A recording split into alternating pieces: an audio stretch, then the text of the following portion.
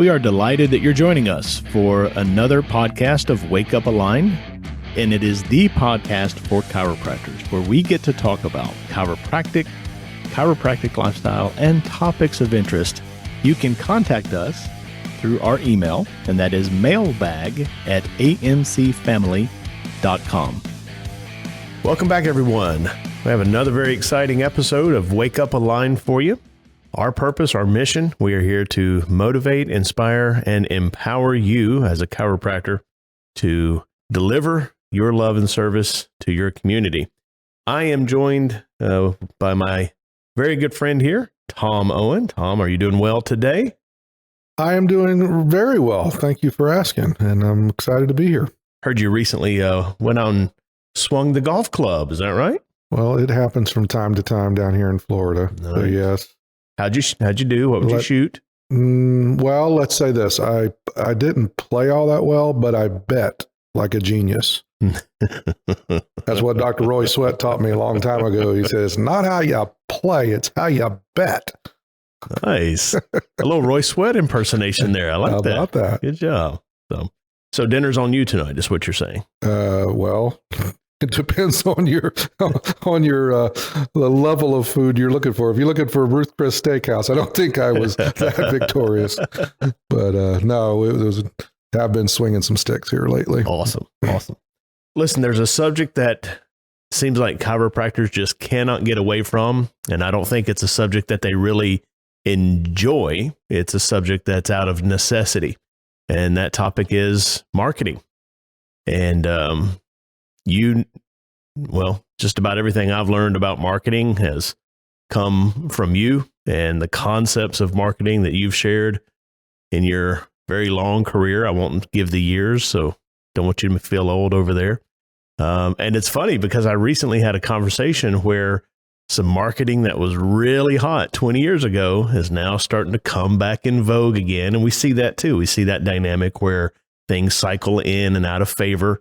And it's just so funny when somebody says, oh, this new thing, this is really tearing it up. And you realize, yeah, that was hot 20 years ago. And it'd be hot in another 20 years. It'd just keep showing back up again. Yeah, it's funny that you're old enough to know that kind of stuff does cycle through. Mm-hmm. And then the person that's saying, oh man, this new thing, they're younger generation and they don't have that experience. But yeah, mm-hmm.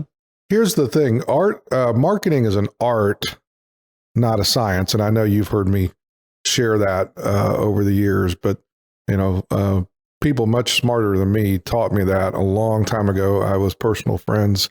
My father and I were personal friends with Dan Kennedy. I don't know if you remember him or not, but he was nationally known marketing guru, if you want to call it that. And there are certain, even though it's an art and it's not a science. An art means it's going to constantly evolve. It's going to change. You don't ever set yourself up. Don't ever set your business up to where it's dependent on one source of marketing, because I'll assure you over time that marketing is going to shift. It's going to change. You have to be able to adapt. But what is very prevalent in the world of marketing is learning the principles. And the principles of marketing stand the test of time. But definitely marketing's more of an art, and it's not a science. I think the first day I've ever heard you talk about marketing 20-something years ago, you started with that very same phrase, and it's just as true, probably more true today than it was back then. I know that you talk to doctors who have all their marketing eggs tied up in social media and the digital and these algorithms and the parameters, the way people find you are changing, constantly changing every 4 to 6 weeks. So, you might have something that's really cooking, and then 6 weeks later, it's a ghost town, and it's really driving people crazy out there. Especially right now, Dr. Shannon, because I think what you're kind of leading to is, there's a lot of these specialty modalities, specialty functional therapy programs out there Well, the old days of when you could try a piece, a bit of marketing, does that work, and it didn't cost you an arm and a leg. Right. That was just that expense for that marketing was just tied to the marketing itself. Mm-hmm. Now you've got a lot of pressure being put on the chiropractor, because not only do you have the expense of the marketing, but that marketing is now tied to that piece of capital equipment Right. that has to produce. Right. Otherwise, that, they think they're buying it has nothing to do with the type of therapy, but let's say a decompression table or a laser or something, and they've spent, 50 grand on it. Well, and they say, well, I bought an asset. Well, an asset is only an asset if it actually puts money in your pocket. When it starts taking money out of your pocket, it becomes a liability. And that's what happens many, many times, is because they buy the equipment with the promise of marketing tied to it. And then if that marketing works for a while, which you and I can certainly talk on that, I think throw the mic to you and let you talk on that for a bit. But that marketing, even if it's working on the front end, tends to shift, tends to dry up. It's season. It's not what's not seasonal. What's the word I'm looking for? It's got a lifetime, a lifespan. Whether it's a year or 2 years, there tends to be a market saturation with that. And especially if the practitioner doesn't know how to convert the business it does produce. Here's one thing: you can get 10, 20 new patients through the door, but if you don't know how to systematically convert them, well, then now you're, blessed are those that go in circles, for they will be called wheels. Don't confuse motion with progress. So now you're busy but broke. Mm-hmm. So you burn yourself out processing all these new patients. You don't even have a processes or system to convert them.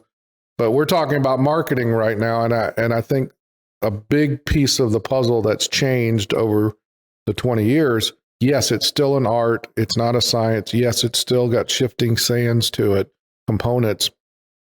But now there's more at risk, right? I mean, back when you came on board and when you and I first started working together, I mean, what was your monthly overhead, Dr. Shannon, when we first opened? It was less than $6,000 a month. Yeah. And that included my staff payroll. Yeah, we could get a practitioner open and for $20K or less, easy, right? That was everything, and that was including all your lease payments and all your rent and all that. Well, now you've got doctors that are spending $3,000 to $4,000 on social media marketing by itself for the functional component, right? Mm-hmm. Which, by the way, let me go ahead and tell the audience something real quick. You're getting scammed if you think that you can do geo-target marketing $4,000 to $5,000 on one small market or region. There's not enough. You can't have enough spend to do that. But anyway, that's another subject for another time. But anyway, the difference was there you didn't have as much pressure. That's right. So you could try an ad, or you could try radio, or you could try. We still had our components, right? We knew how much we were willing to spend for a patient return. I mean, you're in a business. Doctors, listen to me. You're in a business.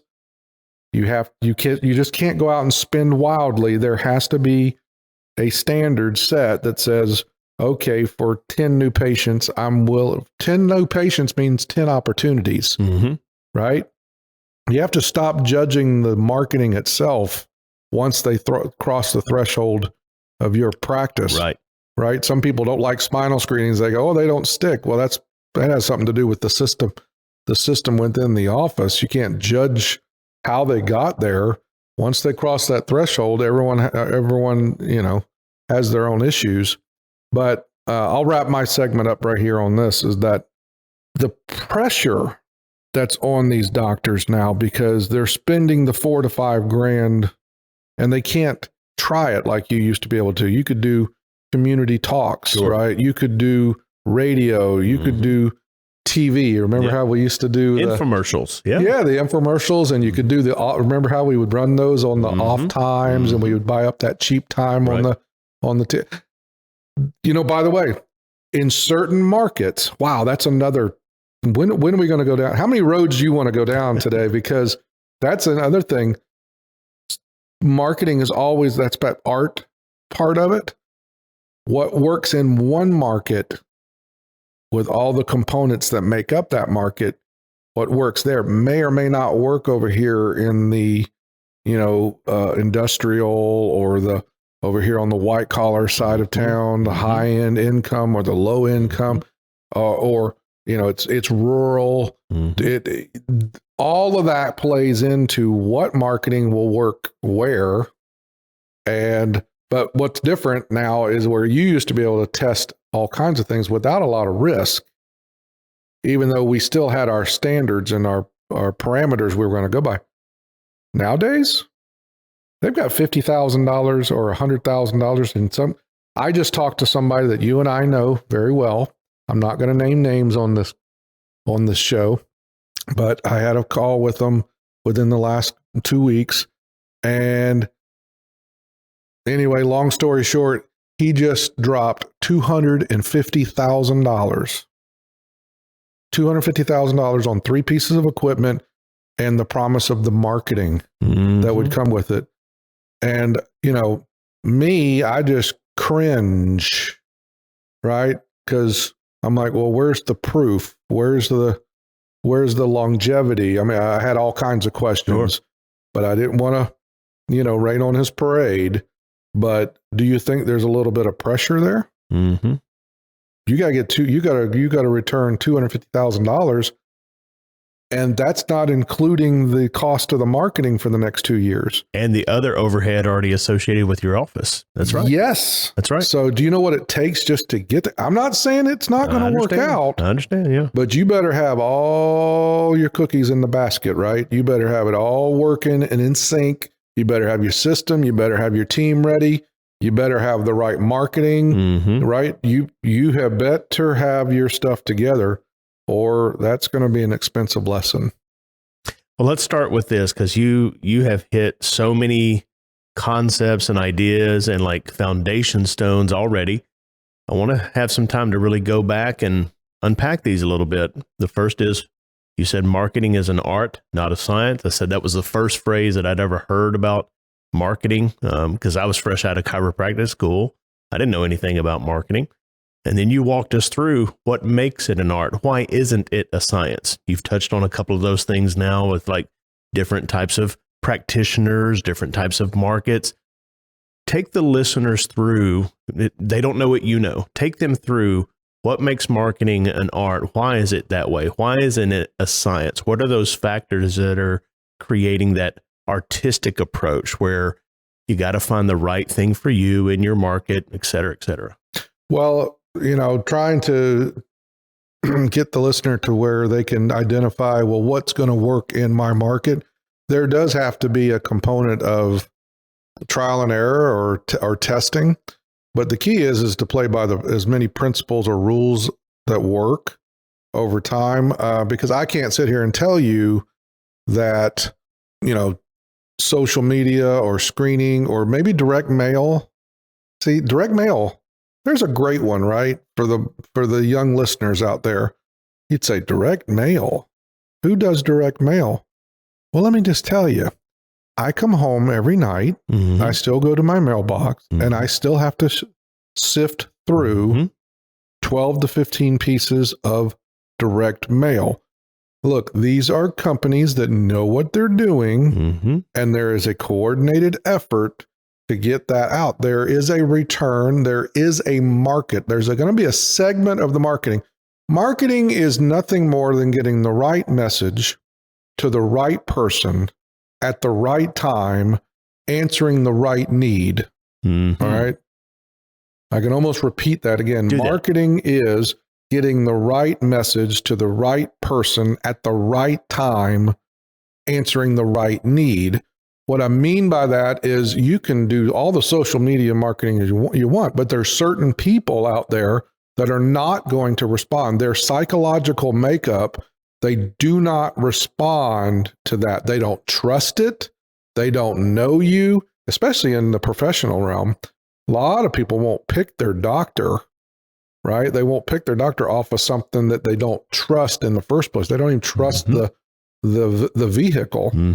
But then there's people that'll sit here, and you know as well as I do, you've coached them, right? They'll say, well, I'm never going down to Home Depot, or I'm never going to that home and garden show, and I'm going to do a spinal screening. I'm above that. Well, that's fine. Okay, that's perfectly fine. If you're going to shut that road down, that source, because that's the way I build businesses. My business model has always been, I am going to open up as many roads as possible that could possibly lead somebody to walking across my threshold, right? Am I going to count on 100% screenings? No, but I'm not going to shut that down, because here's the thing. That person that will not respond to social media, they may respond to meeting that doctor, getting a first impression of that doctor. And it just so happened, you know what? They go to that Home Depot, they're a contractor for that matter. They go to that Home Depot 6-7 times a week. And they've seen you there, right? But that's where the right person at the right time with the right message to answer the right need. They might not think they need you. So that's why marketing is an art, not a science. That's why you have to have a repetitive message. That's why you go, well, I've run that ad. I've done that. It didn't get me anything. All right. Again, back to your marketing budget, back to getting your color wheel of marketing that has to, there's market saturation and there's direct response marketing. So what kind of marketing are we doing? There's another, there's a whole nother episode. What's the difference between market saturation and direct response marketing? But that's why you have to have the repetitive message in any community. Like I mentioned Dan Kennedy earlier, that was Dan Kennedy's thing. He says, you have to, first and foremost, you have to imprint that person at least 7 times. All right. Before the average person is going to respond to anything. So the odds of them saying, well, I just wandered into your office today. Odds are probably not. Your dad actually had a rule of thumb that he tested years ago, which was it takes the average person 2 years to decide to make up their mind to go see a chiropractor. Now that's chiropractic. That's chiropractic. That's correct. Yeah. But what Dan Kennedy was talking about, he wasn't talking about just chiropractic. Oh, okay. He's talking about the pizzeria. Right. Marketing. You were asking me about marketing. You're absolutely right, though. See what I was saying about I had patients that absolutely told me, I will never respond to, I will never go see a doctor that's not on TV. And I just looked at her. I remember when she said that to me, what's that got to do with anything? But being on TV in her mind gave that person authority, but she wasn't going to respond to a direct mail piece. See what I mean? That's why I say marketing is an art. That's why you've got to have a strategy. You cannot build a business long-term on one source. And that's why I get so freaked out when I hear about people that are bought $250,000 worth of equipment. And I'm like, well, what's your strategy? What's your plan with that? Oh, they provide the marketing. Okay. What kind of marketing? What is it? Oh, it's online social media. So they're not going to teach you how to do community awareness programs. They're not going to teach you how to do internal promotions.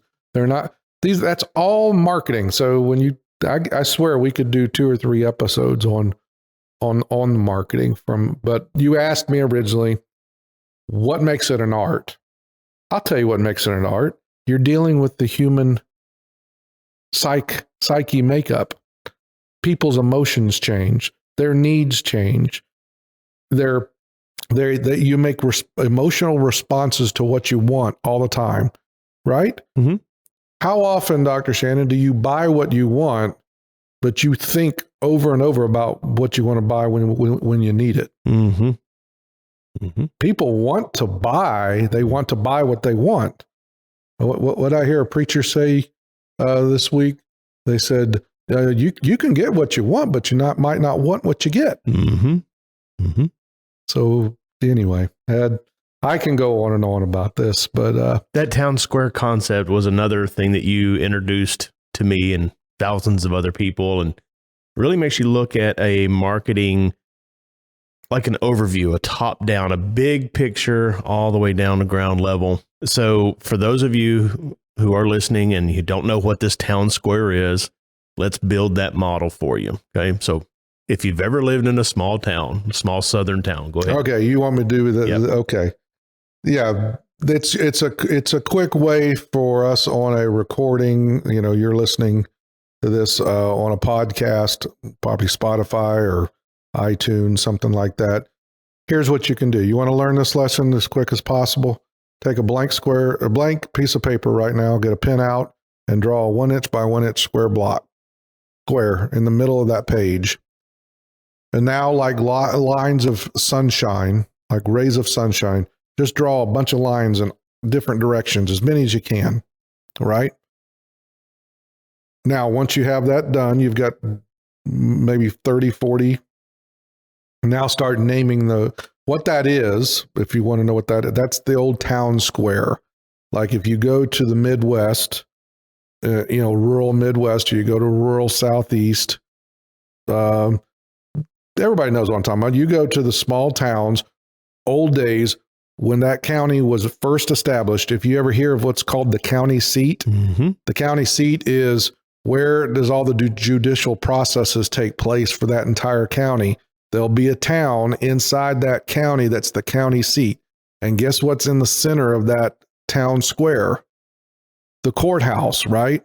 And when that town was built way back before Google Maps, they were designing that to where all roads in the county eventually led to town square. So at first you had 6, 7, 8, 10 major thoroughfares that led you there. But then further you got out, you zoomed out.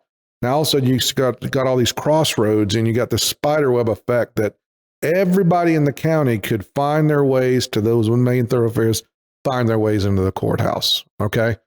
So that's the town square concept through audio, audio recording, that you can do the exercise. Now, you've drawn the 1 inch by 1 inch square, and you've drawn a bunch of lines in different directions. Now start naming those. Those are streets, and go ahead and write inside the square, write the McMurtry Clinic of Chiropractic, right? Or Tri-State Clinic of Chiropractic, whatever the name of the practice is. That's what's inside that block. Now our idea is to name the streets that lead to the McMurtry Clinic. Now, I challenge the listeners to pause this recording right now. We'll do this exercise. I want you to pause the recording, come back when you're done. Now, I want you to write down on all those lines, name me every way that you can possibly conceptually think right now that somebody could find their way to your practice. What's working? What streets are open right now? How would somebody walk down that street? Because that's how you build a self-sustaining, stress-free, referral-based practice, where you don't have to play the pain model, where you don't have to play the friendship practice, where you don't have to constantly spend your weekends, promoting. And how do you build a retention practice? Through the town square concept. My idea is I don't want a highway. I don't want an interstate, just like my friend that just spent the $250,000, right? He just bought himself an interstate. I hope it's not Route 66. I hope they don't reroute around it, right? And that's shifting sands in marketing all the time. There are not 100 sources for that marketing to draw from a different 100 different directions. It's like a highway, right? And there's an exit that gets off that, and that's a dangerous way to build a business. What I want is, if I was doing the McMurtry Clinic, I'd have one street that's named referrals. Mm-hmm. How about referrals? Well, if I had a system in place that guaranteed me 3 to 5% of my total patient visits, and I knew that statistically 3 to 5% of my total number of patient visits should result in the number of new patients or number of referrals a month, I can count on that, right, Shannon? We've talked about that on other episodes, where I should be able to count on that. If I have 300 patient visits this month, 3% of that, a minimum, I should be able to expect 9 direct referrals next month.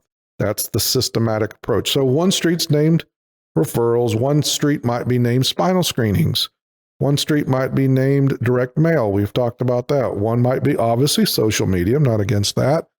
And you just start building it, word of mouth, the community talks, BNI, and if we could sit here and take up an episode and we could just name, well, the record that I'm aware of, if I remember, tell me if I'm wrong, because I know who this guy is, but wasn't it 278? It was something astronomical. Like, you just can't even imagine there are that many ways to market your clinic to the community. Yeah. And now 278 streets, let's say it was, right?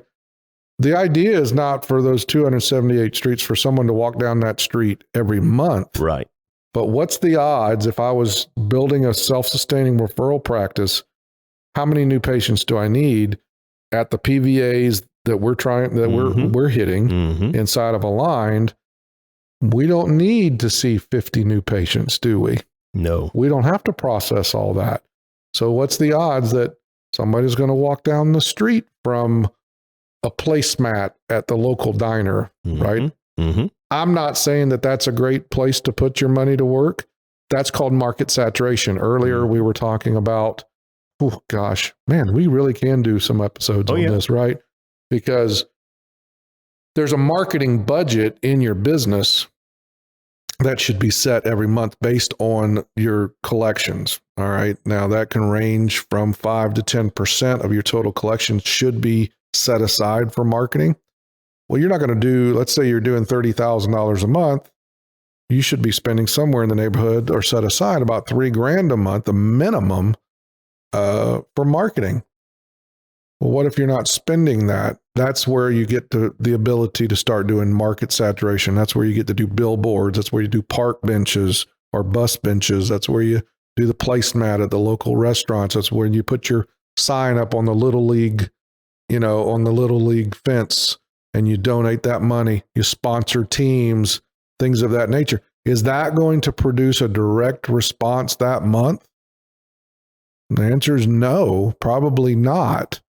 But if you've got enough direct response happening over here where it's producing your 15, your 20, your 25, whatever you're needing, now you're owning the market. That's how you take ownership of your market, to where when top of mind awareness comes and the patient does finally need a chiropractor, who are they going to think of in your town? You're going to own that town.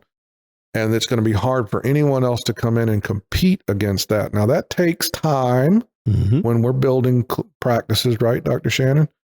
It takes time to do that, but that's how you do it. The town square concept provides you the conceptual blueprint to create all these avenues. Now, I'm going to end it on this, all the way back to, it's up to the practitioner. If the practitioner says to me, I'm not willing to do spinal screenings, I'm not willing to go down to that Home Depot, I'm not going to sit there and hammer you over the head.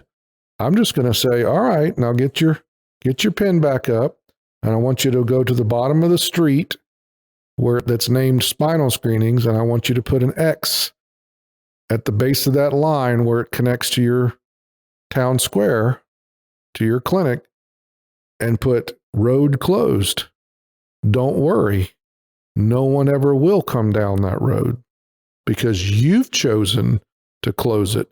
And by the way, just because you don't know how to do spinal screenings effectively and productively and making them profitable and getting good quality patients from that avenue does not mean it's not conceptually possible, does it, Dr. Shannon? Absolutely. Because we know we've got that system down to an art, right? We've mastered that process. Anyway, I'm sorry I took the microphone and just went on that tangent, but marketing it's a big animal. It's a big undertaking. And the idea that it can be simplified down to, I'm going to hire this company and they're going to run digital marketing for me. And you're going to dominate the entire market that way. It's absolutely foolish. Well, obviously, we're going to have another episode on this because we have just barely scratched the surface. When we come back for that next episode, what I want to do is start with those criteria of marketing. Like you already mentioned, you take a certain amount of your collections or a certain finite amount, and this is my marketing budget per month, and you be consistent with that. We haven't talked about how do you assess if getting the patient to the front door is within your budget or not, if it's working for you, right? There are a lot of things that we need to discuss and unpack. I want to add a couple of things to your art conversation. And these are the artistic points that have nothing to do with the marketing vehicle, the market, the type of platform you're using. It has to do with the art inside of that business owner's headspace. So I've had experience, you have too, where you've got one doctor who says, okay, yeah, I'll do a greeting card. Tell me what it is. Tell me about it. You already know from their attitude, well, we'll go through the details, but this is going to be, this is going to be a problem. And you got the other person on the other side that's like, yeah, tell me about that. I've never heard of that before. I need something. I'm hungry. Every single person on the planet, whether they've done the marketing event or not, knows the second person is going to get better results than the first. The art is also inside of that practitioner's head and their heart and their crummy or their great attitude with it, right? So that's the first thing. Second thing was this. I have seen it with doctor after doctor after doctor. They're working hard on marketing. They're out there doing things like surveys and BNI groups, and they're really, they don't have a lot of money, but they're going to make it up with effort. And they're out there just doing whatever they can, looking for any opportunity to talk to somebody about what they can do and what they bring to the market. And many times you'll hear from them, oh, I didn't get anybody this week. It's not working. I'm getting frustrated. Stay with it. Stay with it. And Tom, what happens with that person's new patient count over those next 90 days, right? They're not getting any quote unquote direct response from their efforts, but what do we always see on the new patient count? It begins to go up. And you can't say, well, those new patients are directly related to the work I've been doing, but there's something about that, right? When you put that attitude out there that I'm going after these chickens, I'm not going to be praying for a chicken to magically appear in my refrigerator, they show up, right? There's the art to it as well. So I see you scribbling over there. You want to add something? Oh, I was just, I mean, there's so many different factors. I mean, we've got to come back and talk about what makes a market, what works in certain markets that doesn't work in others and things of that nature. But so let's talk about that on the next episode. As a reminder to you listeners, that will be coming next week. We appreciate the opportunity to be with you, to inspire you, to motivate you, to empower you. We look forward to you joining us next week, the same time. God bless. Follow our show. You can share it with friends, of course, and we'd love for you to contact us at mailbag@amcfamily.com. In addition, you're always invited to attend or join us at a summit. Of course, registration is required. And we would love for you to check out the loads of free content we provide to social media every single week. Until next time.